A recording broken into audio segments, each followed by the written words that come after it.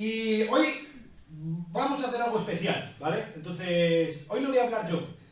Lo siento, he pedido a alguien especial que venga a hablarnos en esta mañana y pues me gustaría que fuera un poco más espectacular la cosa y tal, pero la cosa es como es, ¿vale? Entonces, mira, vamos a hacer una cosa.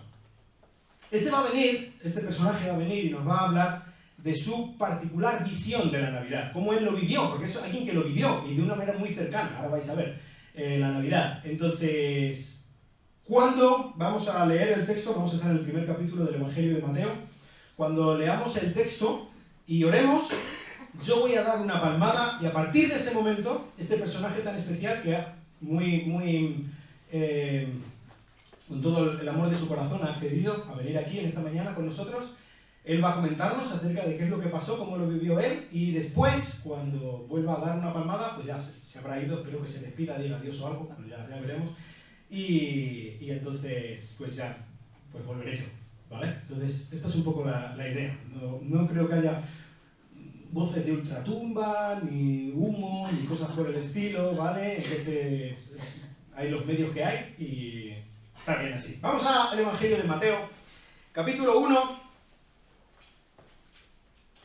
a partir del versículo 18 hasta el final del capítulo, en el versículo 25. Mateo, capítulo 1, versículo 18. Dice así: y el nacimiento de Jesucristo fue como sigue. Estando su madre María desposada con José, antes de que se consumara el matrimonio, se halló que había concebido por obra del Espíritu Santo. Y José, su marido, siendo un hombre justo y no queriendo difamarla, quiso abandonarla en secreto. Pero mientras pensaba esto, he aquí que se le apareció en sueños un ángel del Señor, diciendo: José, hijo de David, no temas recibir a María tu mujer, porque el niño que se ha engendrado ella es del Espíritu Santo, y dará a luz un hijo, y le pondrás por nombre Jesús, porque él salvará a su pueblo de sus pecados. Todo esto sucedió para que se cumpliera lo que el Señor había hablado por medio del profeta, diciendo: he aquí la Virgen concebirá y dará a luz un hijo, y le pondrán por nombre Emmanuel, que significa Dios con nosotros. Cuando despertó José del sueño, hizo como el ángel del Señor le había mandado, y tomó consigo a su mujer, y la conservó virgen hasta que dio a luz un hijo, y le puso por nombre Jesús. Oremos. Señor, muchas gracias por tu Hijo Jesús. Muchísimas gracias, porque podemos estar juntos y celebrando, podemos tener Navidad, podemos tener esperanza, podemos tener Dios, podemos tener vida, por tu Hijo Jesucristo, porque Él vino y obedeció tu voluntad perfectamente a una costa de su propia vida, su propio sacrificio, su propio sufrimiento, su propia deshonra. Y muchas gracias por Él. Gracias. Ayúdanos a apreciarlo más en esta mañana, ayúdanos a tomar buenas decisiones y te pido que tú uses mis pobres palabras para tocar corazones, para tocar el mío principalmente y después el de todos mis hermanos, para vivir una vida de rendición y de obediencia al gran Rey, al gran Hijo de David, que es Jesucristo. Gracias por Él. En su nombre, amén. Hola, buenos días a todos. Muy buenos días. ¿Qué tal? Feliz Navidad a todos. Lo primero, pues sí, vale, yo también esperaba que fuera un poco más espectacular. Lo que pasa es que hay algo que, claro, en la Biblia que tenéis vosotros no aparece. Pero es que casualmente yo me parezco bastante al pastor. Entonces, quizá por eso no ha sido un poco menos espectacular, ¿no? No lo sé. Bueno, el pastor Miguel Ángel me invitó para que viniera a comentaros un poco cómo había sido. Y claro, mira, yo encantado de venir y pasar un rato con vosotros. Aquí estas caras felices, expectantes, ¿qué va a decir este tío, verdad? Bueno, ante todo me presento. Yo me llamo Joseph Ben Jacob. Para vuestro, en español, soy José, hijo de Jacob, o quizá diríais Jacobo, Santiago, ¿no? Normalmente es la palabra, así se llamaba mi padre, ¿vale? No estoy hablando del patriarca José, hijo de Jacob, ¿vale? Yo también, casualmente, me llamo igual, y mi padre también se llamaba igual que el patriarca Jacob, pero yo soy otro José, hijo de otro Jacob, ¿vale? Aunque estamos emparentados, pero es la situación. Bueno, en cualquier caso, yo vengo de una dinastía muy importante, ¿eh? No penséis que soy un cualquiera. Yo soy descendiente directo del rey David. Y esto es una cosa que, claro, mi familia siempre lo teníamos como una chapita que llevábamos, ¿no? cuidado con nosotros, ¿eh? Somos linaje de David, pero no de cualquiera. A ver, David tuvo bastantes hijos y no todos buenos, ¿vale? Pero nosotros no venimos de cualquier hijo de David. Imagínate Salomón, todos los hijos que tuvo, ¿no? No. Nosotros venimos específicamente de la línea real de los descendientes de la dinastía de los reyes de David. Cuidadito con nosotros, ¿eh? Venimos por parte de Joaquín, Jeconías, Zorobabel, Salatiel, todo. O sea, somos los buenos, no somos de los chinos, de los buenos, de los de verdad, ¿vale? Y esto es algo que teníamos, claro, como una honra grandísima, imagínate. Ahora, un poco venidos a menos, eso sí, ¿vale? Un poco venidos a menos. Yo, a lo que me dedicaba, yo era constructor. Sí, yo sé que normalmente decís que era carpintero, y sí, era carpintero, entre otras cosas, ¿vale? En general yo me dedicaba a construir, hacía casas, hacía sillas, hacía mesas, hacía camas, hacía sinagogas también, y alguna hice, ¿no? Entonces, sí, me dedicaba a construir, en general trabajaba con mis manos y hacía todo tipo de cosas con mis manos. Eso es básicamente a lo que me dedicaba, y yo vivía en Nazaret, y pues allí no era muy rico, de hecho, incluso según los cánones de la época, era bastante pobre. Pero bueno, yo estaba desposado con María. Miriam la llamaba yo, Miriam, pero vosotros la llamáis María, ¿no? Para entendernos. Yo no conocía a esta muchacha apenas. Esto es algo que habían preparado, o sea, mis padres y los padres de Miriam y tal, y para que nos casáramos. Yo no conocía apenas a esta muchacha. De hecho, mira, os voy a explicar un poco qué significa desposado, simplemente para que lo entendáis, porque es bastante diferente a cómo hacéis vosotros las cosas en vuestra cultura, ¿no? Para empezar, los padres se ponían de acuerdo, ¿no? En este caso, mis padres y los padres de Miriam se ponían de acuerdo para casarnos, y entonces había una ceremonia, que es lo que, pues, vosotros podríais llamar el desposorio, ¿no? ¿Qué pasa con esto? A partir de este momento, legalmente estábamos casados, a todos los efectos legales estábamos casados, pero no podíamos estar juntos íntimamente. Y cuando digo íntimamente no solamente me refiero a estar juntos en la misma alcoba, ¿vale? No sé si me entendéis. Me refiero a no podíamos siquiera hablar solos, ¿vale? Apenas nos veíamos. Yo tenía trabajo que hacer. De hecho, lo que culturalmente normalmente se hacía durante el desposorio era que el novio, o el desposado, ¿no? Diríamos, estaba agrandando la casa de su padre, es decir, haciendo la casa en la que su familia estaría viviendo.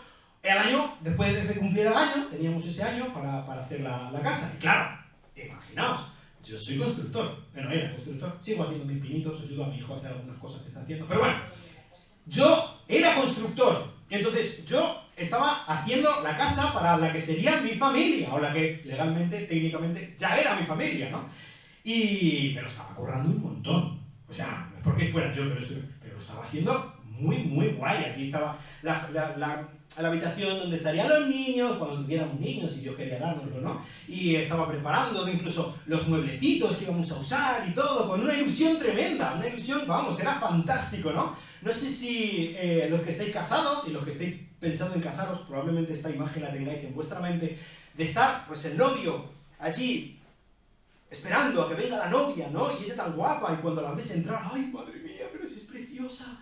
Y es mi mujer, y es maravilloso. Y entonces en ese momento tú piensas en todos los buenos momentos que vais a pasar juntos, y vais a envejecer juntos, y vas a amarla por toda tu vida, y quizás estás pensando en los votos que has pensado para decirle, ¿no? Que vas a estar, algo así como, vas a estar con ella en lo bueno y en lo malo, ¿no? Y entonces quizá en tu mente, básicamente la idea es que lo bueno va a ser fantástico y lo malo no va a ser tan malo, ¿no? Quizá luego te das un baño de realidad cuando empieza el momento real, pero es ese momento de esperanza. Y ahí sí yo estaba haciendo la casa y pensando, qué bien, qué vida más bonita voy a tener, y qué vida más bella allí junto a esta muchacha que no conocía no conocía mucho, pero bueno, yo pensaba que iba a ser una buena muchacha y tal, y que nos íbamos a querer, íbamos a tener hijos, íbamos a tener nietos, iba a ser todo estupendo, ¿verdad? Qué maravilla. Pues todo se fue al traste así, en un abrir y cerrar de ojos. Estaba yo con toda mi ilusión haciendo la casa, cuando de repente, por medio de alguien que vino a decirle a mi familia, de parte de su familia, María estaba embarazada. Esto fue un jarro de agua fría absoluta no solamente para mí, para toda mi familia, pero allí yo estaba haciendo la casa ¿para qué? Mientras que yo estaba allí, con toda la ilusión de mi corazón haciendo la casa, se supone que esta muchacha andaba por ahí haciendo qué cosas, ¿con quién? Yo no tenía ocasión de poder agarrarla y hablar con ella solas, mucho menos como hacéis ahora, ¿no? Mandar un WhatsApp o algo. ¿Qué ha pasado? Habiendo gente por medio en un lugar público, pude por fin, en un momento dado, hablar con ella y yo por lo poco que podía articular palabras, estaba lleno de ira, estaba lleno de vergüenza, estaba lleno de desilusión. ¿Qué has hecho, María? ¿Quién ha sido? ¿Te han forzado? ¿Has sido voluntario? ¿Tú has querido hacerlo? ¿Con quién? María, ¿que no soy yo suficiente? ¿No estabas contenta con casarte conmigo? ¿Qué ha pasado? Y ella no decía nada, a menos nada que a mí me sonara medio coherente. Fijaos lo que me decía. A ver, vosotros ya sabéis lo que hay, ¿vale? Ya sabéis lo que hay. Pero yo no tenía ni idea. Ella me dijo que había sido el Espíritu Santo, que había venido un ángel y le había dicho no sé qué historias. ¿Y cómo la voy a creer? Yo no la conocía. Yo apenas podía hablar con ella. ¿Pero qué invento es este, Miriam? ¿Qué invento es este? ¿Qué estás haciendo? ¿Encima me estás mintiendo a la cara? Yo no tenía siquiera el mínimo contacto con lo que ella hubiera experimentado para poder darle siquiera el beneficio de la duda. Es que ni siquiera ha habido una historia así ni en los más salvajes sueños de los patriarcas. Ni Abraham, ni Isaac, ni Jacob, ni José, ni nadie tuvo una experiencia semejante. ¿Cómo que eres virgen todavía, María? Y estás preñada. ¿Qué dices? En este momento yo tenía dos opciones. Dos y solo dos. Por una parte, podía denunciarla públicamente. Si yo la denunciaba públicamente, inmediatamente yo quedaría exonerado de eso. Porque claro, imagínate, en este momento todo el mundo, en el momento que se enterara la gente de que ella estaba embarazada, el principal sospechoso número uno era yo. Claro, estaba desposado con ella, ¿no? Le tenía ganas a la historia. Pero ella, yo quería, en un sentido, y esto es lo que me empujaba a mi familia también, poner tierra de por medio. No, yo no he sido. Yo no sé qué ha hecho esta muchacha, ni siquiera me quiere decir con quién. No sé qué está intentando ocultar, pero yo no he sido. Si yo la denunciaba públicamente, yo quedaría libre. Y yo podría ir, o mis padres, mejor dicho, podían ir y buscarme otra esposa y no había pasado nada, ¿no? Ahora, si yo decidía esto, legalmente, María tiene que ser apedreada, muerta a pedradas. Y pues yo estaba lleno de ira y de vergüenza y de rabia, de verdad, ¿eh? Pero, aunque no conocía a esta muchacha, ya había visto una vida con ella y en cierto sentido le había cogido un cariño. La otra opción era dejarla secretamente. Sencillamente, entre comillas, ¿vale? Entendedme, divorciarme de ella. Con esto, sí, yo estaría poniendo distancia entre ella y yo y me estaría divorciando de ella y a ella la estaría sentenciando, no a la muerte quizá, pero sí a una vida muy, muy, muy difícil, en la que nadie se querría casar con ella, nunca más, en la que nadie querría aceptarla como parte de su familia, porque ella era una deshonra, ella era una fornicaria, una adúltera. Y hoy en día, quizá en vuestra cultura, el adulterio, con todo lo grave que pueda ser, no tenéis ni idea de lo grave que era en este tiempo, de la importancia que se le daba a la honra y a la vergüenza. Y esta estaría tocada por la vergüenza, nadie querría estar con ella. Ella quizá tendría que dedicarse, como hizo nuestra madre Ruth, ¿no? A ir buscando qué comer por los campos y por la vida, quizá dedicarse a la prostitución para sacar adelante a su hijo, qué sé yo, alguna cosa por el estilo. No le quedaba más opción. Pero ella viviría. Ella viviría. Y yo quedaría tocado por la vergüenza. Porque sí, habría mucha gente que pensaría que había sido yo. Y si no he sido yo, ¿por qué no la he denunciado públicamente? ¿Qué tengo yo que ocultar? ¿Que no la he denunciado públicamente? ¿Hay algo que no quiero que salga en el juicio? ¿Por qué no la denuncia, José? Esto es precisamente lo que me decía mi familia. Tienes que denunciarla. José, tú eres hijo de David, ¿eh? Y tiene que haber justicia. Y quien la ha hecho la tiene que pagar. Así es nuestro Dios. Nuestro Dios es justo. Pero yo también sé que nuestro Dios sí es justo, pero es misericordioso, es perdonador, es cercano a los que se arrepienten. Y yo veía a esta niña, de verdad, y se me partía el alma, Así que estaba yo con este pensamiento, estaba inclinado por abandonarla secretamente, aún sabiendo que yo pagaría un precio de algo que no había hecho. Pero yo sabía que ser hijo de David no es sencillamente ser el martillo de la justicia, sino tener corazón compasivo, igual que el corazón de mi padre, David. Así que yo estaba en esto y mira, de verdad fue un tiempo muy difícil, muy duro, lloré mucho, muchísimas lágrimas derramadas, muchísimo me acuerdo de veces de salir al campo y gritar a pleno pulmón que no entiendo nada, ¿qué estás haciendo, Dios? ¿Por qué permites que yo pase por esto? Apenas dormí en ese tiempo, pero sí, alguna vez dormí, y recuerdo algo que ocurrió un día que dormí. Y esto parecerá curioso, pero igual, yo siendo José, hijo de Jacob, me pasó lo mismo que a José, hijo de Jacob, patriarca. Y es que en un sueño Dios me dijo que yo sufriría por algo que no había hecho, pero que merecería la pena. Y en este sueño, algo así, mira, yo estaba, algo así, recuerdo como una sala oscura, y de repente, ¡pum!, un fogonazo tremendo, y vi que en medio de la sala, de repente, había alguien. Y yo, claro, me asusté muchísimo, y él me dijo, José, hijo de David. ¿Y esto que me dijo? José, hijo de David, estas primeras palabras, de verdad, pum, pum, me tocaron a la patata, De verdad fue algo muy, muy, muy impactante. Él estaba apelando al orgullo de mi familia, ¿no? Tú eres hijo de David, José. Es un poco como el orgullo que puede tener, yo qué sé, el pastor de decir que de Béjar o algo parecido, ¿no? Es un poco el orgullo de dónde vienes. Tú sabes quién eres, ese eres tú. Tú eres el hijo de David, José. Y esto es importante, porque no solamente es que mi familia pueda tener mucho orgullo de ser descendiente de David, que puede ser una tontería, ¿vale? Pero el caso es que Dios hizo un pacto con David, un pacto personal, un pacto más que personal, familiar, con mi padre David, en el que siempre habría alguien que se pudiera sentar en el trono de Jerusalén, un descendiente directo de David.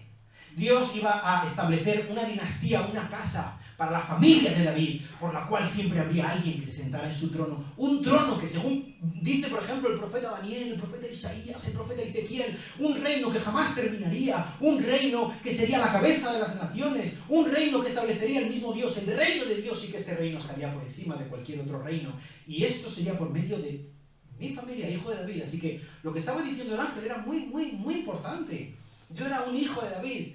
Y hay algo muy curioso, no sé si alguna vez te has dado cuenta leyendo tu Nuevo Testamento, tu Biblia, y es que en todo el Nuevo Testamento solamente hay dos personas a las que se les llama hijo de David. Uno es Yahshua, mi hijo, Jesús, y otro es José, yo. Solamente dos, y nada más que dos. Dios me había escogido para algo grande.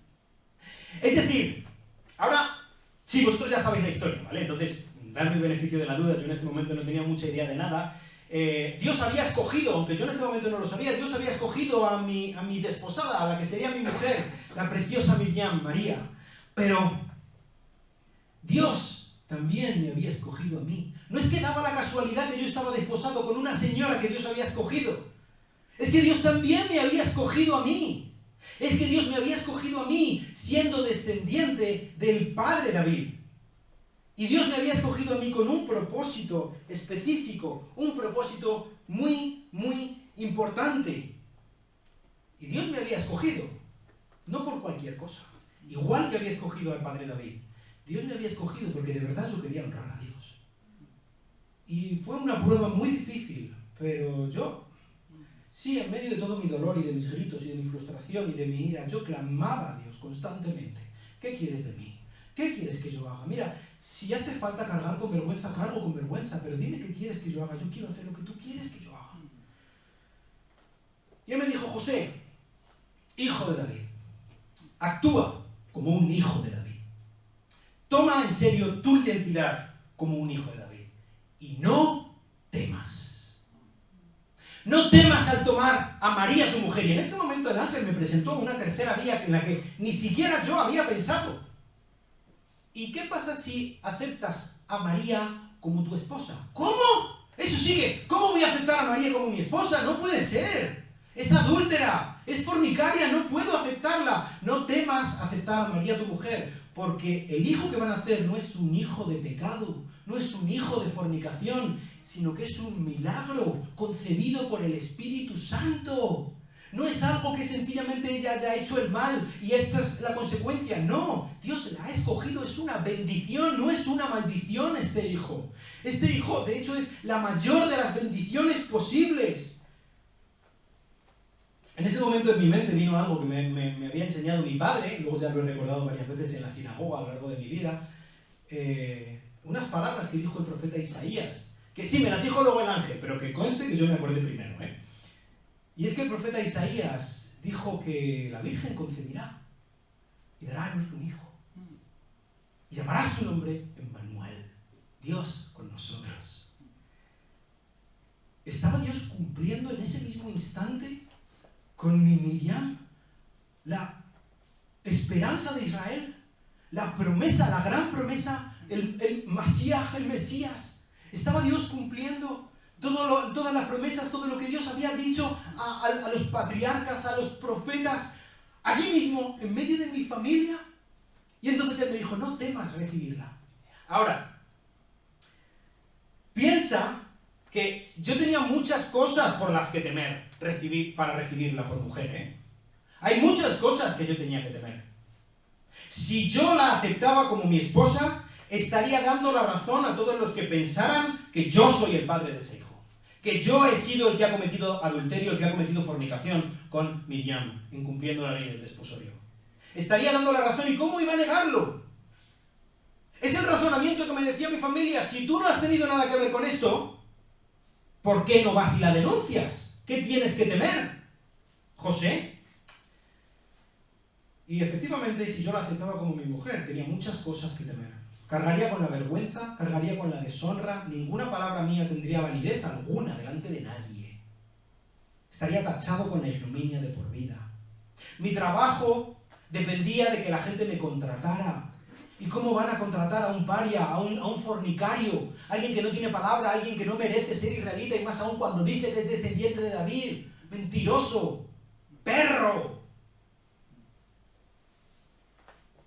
Pero no temas, me dijo, no temas, porque yo sé realmente cuál es tu miedo, José. Y mi miedo no era de lo que pudiera venirme de fuera, de las circunstancias adversas que vinieran de obedecer la palabra de Dios y de ser misericordioso, porque yo sé que mi Dios es misericordioso y yo sé que mi Dios me cuida si yo le obedezco. Mi miedo era de no estar obedeciendo a Dios. Mi miedo era de estar aceptando a una mujer que realmente es una fornicaria y que me fuera a meter en problemas, no con la gente, sino con Dios. Ese era mi miedo y Él me dijo, no temas, porque tu mujer es justa, porque tu mujer es piadosa, porque yo la he escogido y porque el niño es un milagro por todo lo alto. Y destruyó completamente mis argumentos, el ángel, diciéndome esto. Y a continuación me dijo, el niño le pondrás por nombre Yeshua, Jesús, el Señor salva. Quizá para vosotros no tiene tanta importancia el que me dijera a mí que yo le pondré el nombre, pero yo, al ponerle el nombre, estaba aceptándolo como mi hijo a todos los efectos. No solamente es que estuviera adoptando a un niño que ha venido, yo qué sé, de Croacia, y yo le adopto. No, no, no. Es que lo estaba adoptando como mi hijo porque lo estaba aceptando como mi hijo. Y ahora sigue. ¿Cómo iba yo a decir que no era mi hijo si yo digo que sí es mi hijo? El peso de la fornicación cayó sobre mí como una losa a partir de ese momento y el resto de mi vida. Porque yo puse a ese niño el nombre. Pero no cualquier nombre. Él me dijo, el nombre Yeshua. Es decir, yo estaba aceptando a ese niño como mío y ni siquiera tuve el privilegio de ponerle el nombre que yo quisiera. Yo quería haberle puesto como mi padre, Jacob. Bueno, a ese no pude, luego otro hijo tuve que sí que le pude poner ese nombre, Santiago, que conoceréis. Pero a este no pude ponerle el nombre, ni siquiera. Yo tenía la responsabilidad de ponerle el nombre, tenía autoridad, tenía la carga sobre ese niño, pero ni siquiera tenía el privilegio de poderle poner el nombre que yo quisiera. Era humillación tras humillación de lo que yo estaba recibiendo en ese momento. No sé si me entendéis. Pero merecería la pena, me dijo el ángel, porque este niño salvará a su pueblo de sus pecados. Porque el ángel, o Dios mismo por medio del ángel, me dijo, yo sé mucho más de este niño que tú. Y este niño es el escogido, este niño es el Cordero de Dios, este niño es el que va a salvaros a todos, a todo su pueblo, a todo Israel y a todo su pueblo que no son Israel. Él es el que va a salvar a su pueblo de sus pecados. Así que yo entendí que aunque fuera humillante, que aunque fuera una losa que caía sobre mí, iba a merecer la pena. Y desperté. Y quizá podía pensar, ha sido un mal sueño, me voy a seguir con mi vida. No. Yo, con mi pobreza, y con mi sencillez, y con mis pocas palabras, pues fui y obedecí. Dios me había mandado algo y yo obedecí. Sencillamente. Yo no tenía ni idea de qué iba a venir. Era una sentencia prácticamente de muerte. Todos mis sueños, estas esperanzas, como cuando estás viendo venir a la novia, estas esperanzas de hacer la casa y la habitación de los niños y tal, se estaban viniendo abajo uno detrás de otro, pero mira, da igual que todo se venga abajo. Yo voy a obedecer a Dios. Obedecí sin mirar atrás. Obedecí porque yo entendí que soy el hijo de David y que tengo que vivir como el hijo de David. Que Dios ha puesto una identidad en mí, una identidad grandísima, que yo soy descendiente del gran David. Y por lo tanto, yo voy a agarrarme a lo que David dijo y lo que David hizo. En su vida, él fue un pobrecito, un pobre de Belén, que nadie contaba con él. Y en las peores situaciones, mientras que le perseguían reyes y emperadores, él siguió confiando en Dios y Dios le dio un buen final. Ese quería ser yo. Yo soy el hijo de David. Así que yo voy a vivir obedeciendo a Dios como el hijo de David. El que estaba en el vientre de Miriam no era cualquier niño, así que yo no podía esperar que la cosa fuera sencilla. Ahora era un gran honor que Dios me estaba dando. Imagínate, imagínate. Yo tuve el privilegio de criar al mismo que tejió mi embrión cuando estaba en el vientre de mi madre. Yo tuve el privilegio de enseñar a hablar al mismo que creó y que diseñó la lengua, las cuerdas vocales, los pulmones para bombear aire. Yo tuve el privilegio de enseñar a andar al que creó los pies, al que diseñó las piernas. Allí, con sus manitas, yo le estaba enseñando a andar. A ese mismo. Yo tuve el privilegio de enseñar a tallar la madera, al mismo que en ese mismo instante estaba haciendo crecer los árboles para darnos madera para poder construir casas. Yo tuve el enorme privilegio de enseñar a memorizar las escrituras a un niño que las iba a cumplir perfectamente. Imaginaos. Yo tuve el enorme honor de que cuando mi hijo creció, el Verbo de Dios, el Todopoderoso, el Creador del mundo, se le conociera como el Hijo del Carpintero. Al gran Dios soberano, que tiene todo el mundo en la palma de su mano, se le conoció no por ser quien era, sino por ser mi hijo. ¿Os podéis imaginar un honor mayor en este mundo? No negaré que fue difícil, fue muy difícil. Y todos los sueños de tener una vida fácil se desvanecieron. Y de tener quizá incluso una vida bonita, muchas veces no sabía por dónde salir.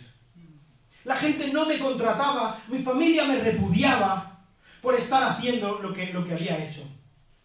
Pero yo, mira, este día fue espectacular. ¿Cómo lloraba Miriam cuando yo fui donde ella y le dije que yo también había recibido un mensaje de parte de Dios? Y que ya no estaba sola. Iba a ser difícil. Íbamos a cargar una losa grandísima. Y la vergüenza y la deshonra y el peso de la fornicación encima de nosotros iba a pesar, aunque nosotros no hubiéramos hecho nada. Todo lo contrario, habíamos hecho todo bien. pero ya no estabas sola, María. Ya no tienes que cargar con esto sola. Yo estoy contigo. Yo voy a poner mis hombros, por flojos que sean, yo voy a poner mis hombros para protegerte, para estar contigo desde ahora y para siempre. Miriam, no estás sola. Yo estoy contigo, te creo y te admiro por ser una sierva de Dios. Y estoy contigo. Fue muy difícil. Fue muy difícil que me llamaran fornicario.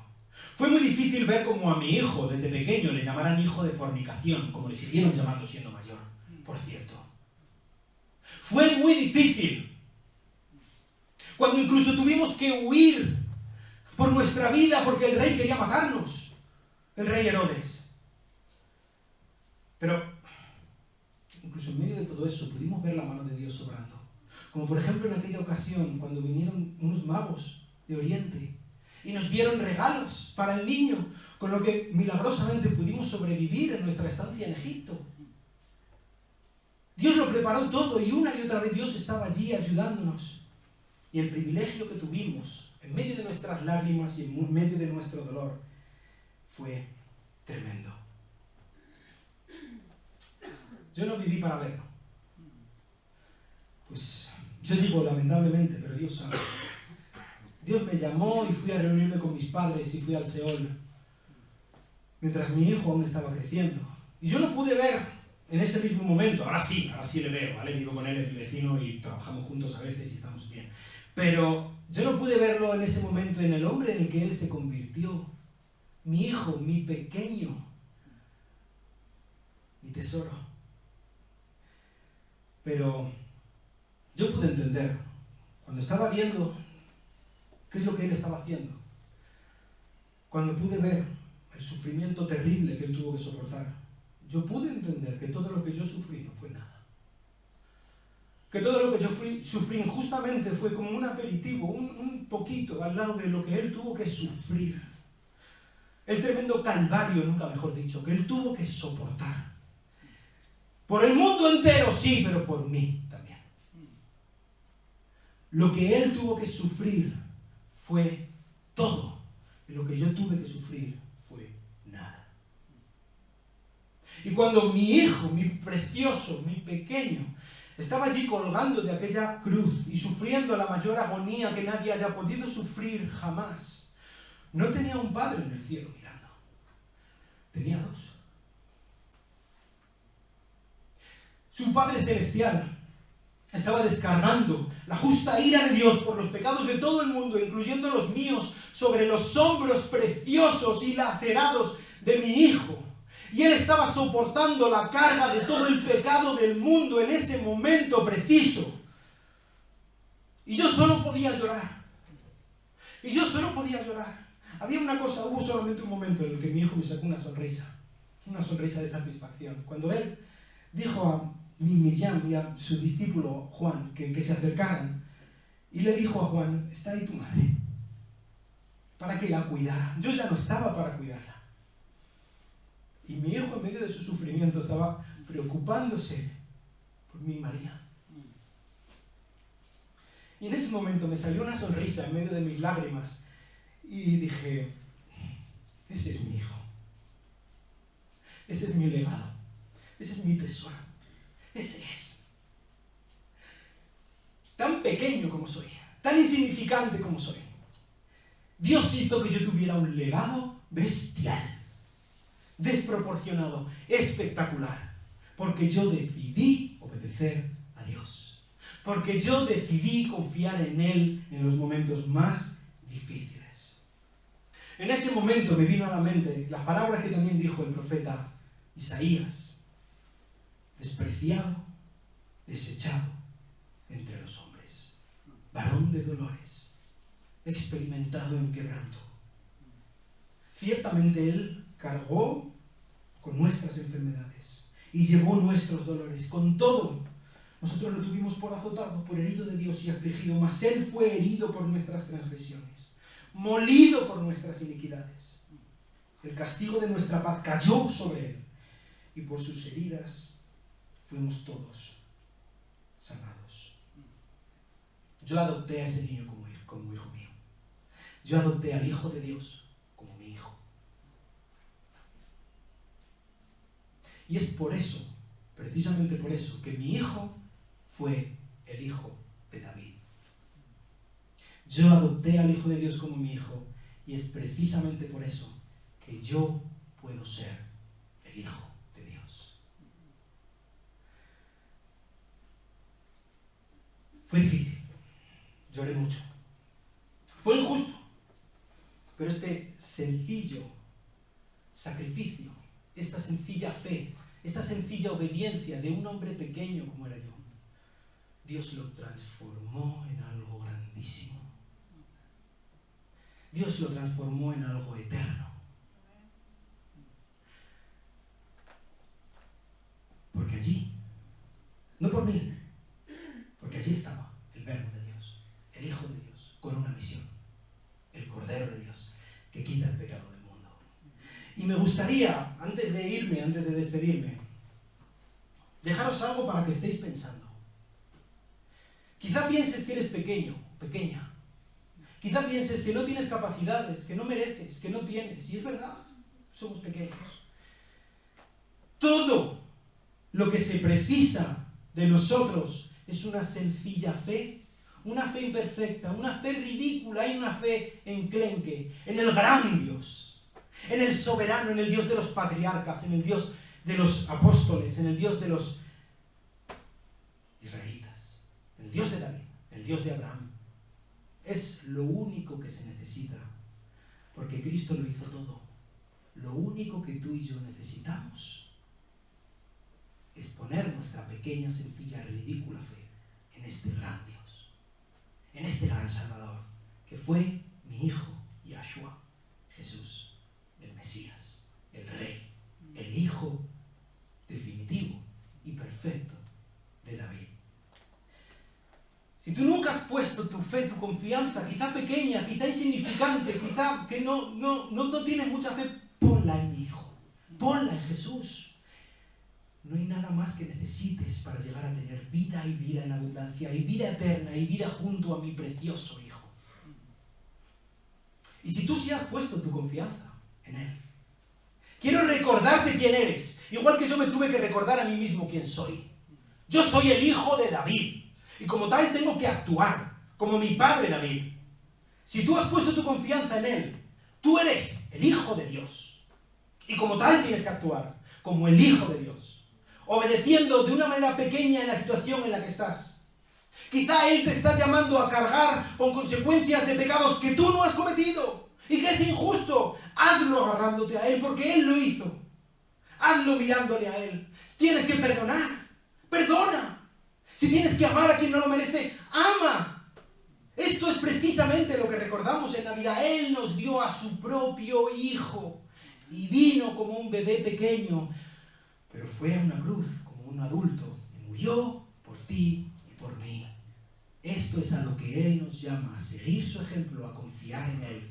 Obedece. ¿Van a venir maldadas? Van a venir maldadas. Va a ser difícil, va a ser injusto, va a ser terrorífico en muchas ocasiones. Pero el Dios del cielo va a estar contigo igual que estuvo conmigo. El Dios del cielo va a hacer que merezca la pena igual que hizo conmigo, igual que hizo con su precioso Hijo, con mi precioso Hijo Jesucristo.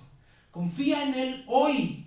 Confía en Él para tu salvación y confía en Él para tus decisiones. En el día de hoy, escoge vivir como un hijo de Dios. Vamos a orar. Padre nuestro que estás en los cielos, santificado sea tu nombre. Santificado sea el nombre de tu Hijo Jesucristo. Padre nuestro que estás en los cielos, gracias por Jesús. Gracias por el Mesías. Gracias por el Rey. Gracias por el Salvador. Ayúdanos a confiar en Él. Ayúdanos a ser como Él. Ayúdanos a vivir descansando en Él. Ayúdanos. Te ruego por cada una de las personas que están aquí, nunca ha puesto su confianza, su fe sencilla, pequeña, en un Salvador tan grande como es Jesús, que lo hagan hoy. Y por cada uno de nosotros, que tomemos la decisión, de una vez y para siempre, de vivir como hijos de Dios, de vivir como súbditos del gran Rey Jesús, el Hijo de David.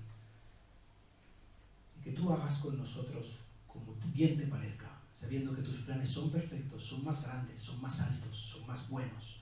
Tus planes vienen del amor puro. Ayúdanos, Señor. Ayúdanos a ser siervos, embajadores del gran Señor Jesús en estas fechas navideñas. Te lo pido en su precioso nombre. Amén.